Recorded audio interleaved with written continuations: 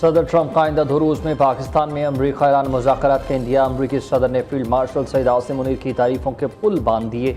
Trump نے media سے گفتگو میں کہا کہ فیلڈ مارشل عاصم منیر نے فینٹیسٹک ہیں، وہ بہترین کام کر رہے ہیں۔ فیلڈ مارشل کی وجہ سے ہمارا جھکاؤ پاکستان جانے کی طرف زیادہ ہے۔ مذاکرات کے لیے دوسرے ملک کیوں جائیں جس کا کوئی کردار ہی نہیں۔ صدر ٹرمپ نے میڈیا نمائندوں کا بھی مشورہ دیا۔ آپ کو پاکستان میں رہنا چاہیے کیونکہ اگلے 2 دنوں میں کچھ ہو سکتا ہے۔ اس سے قبل شہباز حکومت امریکہ ایران مذاکرات کے دوسرے دور کی تجویز پیش کر چکی۔ دونوں ممالک کے دوبارہ مذاکرات کے لیے میزبانی کی پیشکش بھی کی گئی۔ حکام کے مطابق مذاکرات کا مقام فریقین کی باہمی رضامندی سے طے کیا جائے گا۔ امریکہ ایران مذاکرات ایک وقتی کوشش نہیں بلکہ جاری عمل ہے۔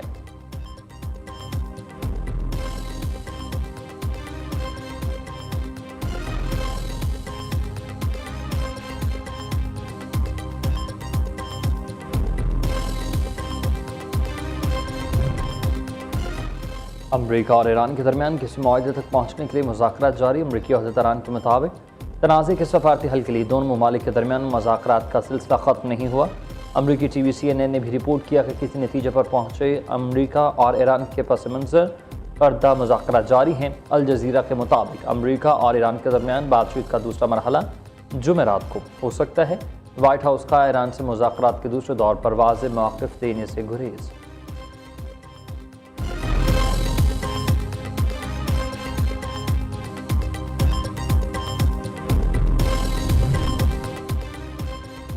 ایران کے صدر مسعود پزشکیان کی فرانسیسی صدر ایمینوئل میکرون سے ٹیلی فونک گفتگو۔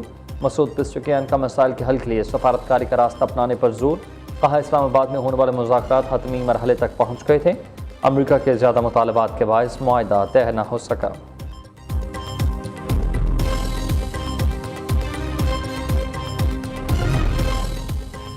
سعودی عرب کا امریکہ سے ابنائے ہرمز کی ناکہ بندی ختم کرنے کا مطالبہ۔ وال اسٹریٹ جرنل کے مطابق سعودی حکام نے امریکی انتظامیہ پر ایران سے دوبارہ مذاکرات کے لیے دباؤ ڈالا۔ خدشہ ہے کہ ناکہ بندی جاری رہی تو ایران دیگر اہم بحری راستوں کو متاثر کر سکتا ہے۔ اس اقدام سے خطے میں کشیدگی مزید بڑھے گی۔ ادھر ایرانی بندرگاہوں کی ناکہ بندی پر امریکہ اور چین آمنے سامنے۔ چین نے امریکی اقدام کو خطے کے لیے خطرناک اور غیر ذمہ دارانہ قرار دے دیا۔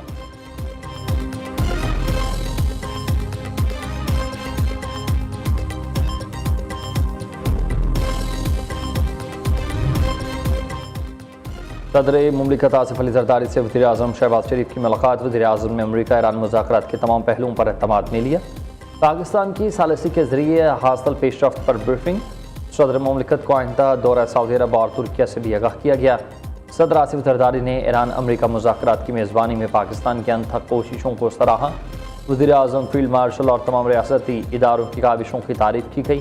کہا پاکستان نے دنیا کے سامنے امن پسندی کی ساکھ کو ثابت کر دیا۔ وزیر اعظم نائب وزیر اعظم امریکہ ایران اور علاقائی عالمی قوتوں کے ساتھ رابطے میں ہیں۔ اس سے امن، عمل کے تسلسل اور علاقائی ہم آہنگی کو یقینی بنایا جا سکتا ہے۔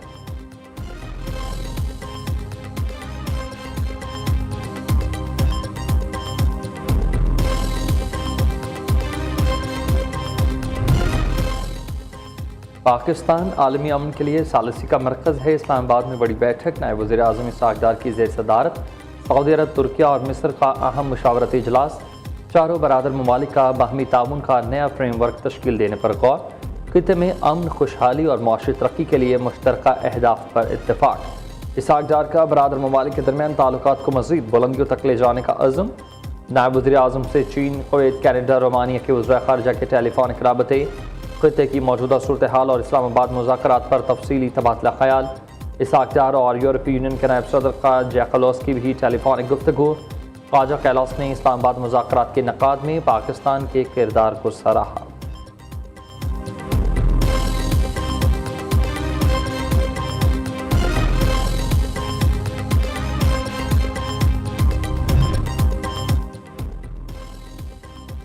چیئرمین PTI بیرسٹر گوہر بھی ایران امریکہ مذاکرات کے لیے کردار ادا کرنے والوں کے معترف۔ پاکستان کو ملنے والی عزت کو ہم نے ویلکم کیا۔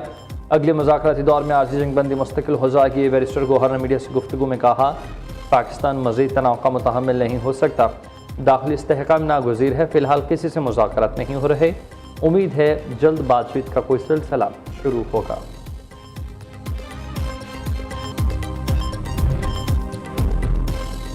واشنگٹن میں لبنان اسرائیل میں براہ راست مذاکرات کا پہلا دور مکمل۔ لبنانی میڈیا کے مطابق امریکہ کی ثالثی میں اسرائیل اور لبنان کے اعلیٰ حکام کے مذاکرات میں شرکت۔ امریکی وزیر خارجہ مارکو روبیو بھی ملاقات میں موجود۔ ان کا کہنا تھا کہ اسرائیل لبنان مذاکرات کے حوالے سے تاریخی موقع پر ہیں۔ دونوں ممالک کے درمیان اختلافات اگلے 6 گھنٹے میں حل نہیں ہوں گے۔ ہم دہائیوں کی پیچیدگیوں سے نمٹ رہے ہیں۔ امید ہے ملاقات لبنان اسرائیل میں مستقل امن کے لیے بھی معاون ہوگی۔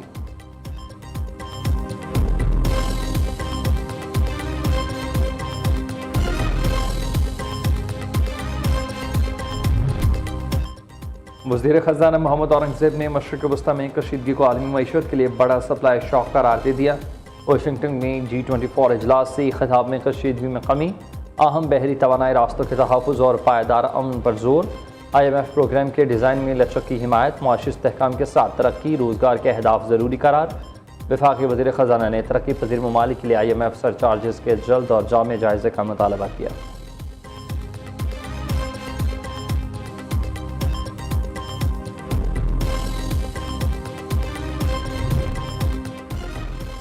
تاجروں نے خود بتایا ہے کہ 3-4 برسوں میں $100 ارب پاکستان سے باہر گئے ہیں۔ کراچی میں 1-2 بندوں کو اٹھانے کی دیر ہے، سب پتہ چل جائے گا۔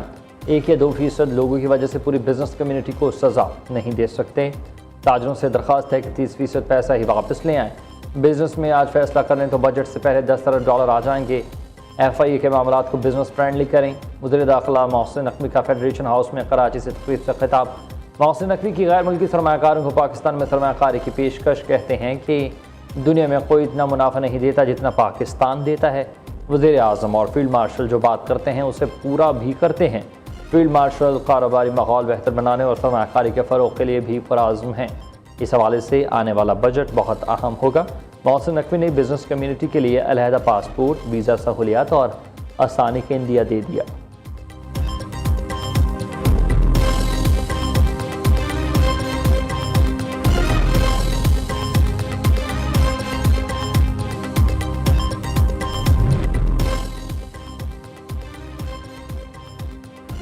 وزیر اعلیٰ پنجاب نے اہم اور بڑے روڈ پروجیکٹس کی منظوری دے دی۔ صوبے کی پہلی ڈسٹ فری سڑک ملتان بہاڑی روڈ تکمیل کے قریب۔ SL4 لاہور رنگ روڈ کا منصوبہ بھی منظور۔ پنجاب حکومت نے مثالی گاؤں پروجیکٹ کا دائرہ کار بڑھا دیا۔ مثالی گاؤں پروجیکٹ میں 500 سے زائد دیہات شامل۔ وزیر اعلیٰ پنجاب کا گندم کے کاشتکاروں کو 6 ارب روپے کا باردانہ مفت دینے کا اعلان۔ مریم نواز کی کاشتکاروں سے 3500 روپے فی من گندم خریداری شروع کرنے کی ہدایت۔ رجسٹرڈ کاشتکاروں کو پرچیز سینٹر سے فی ایکڑ 10 بوری باردانہ دیا جائے گا۔ کسان کارڈ ہولڈرز کا کاشتکاروں سے ترجیحی بنیادوں پر گندم خریدنے کا اصولی فیصلہ۔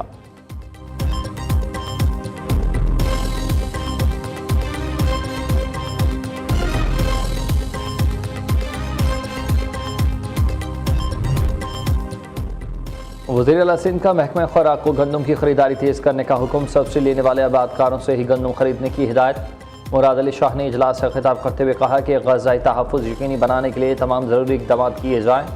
کاشتکاروں کو بروقت ادائیگی یقینی بنائی جائے۔ زراعت ترقی اور ترجیحی شعبوں میں ایک ہے، ہم ہاریوں کے مفادات کا تحفظ کریں گے۔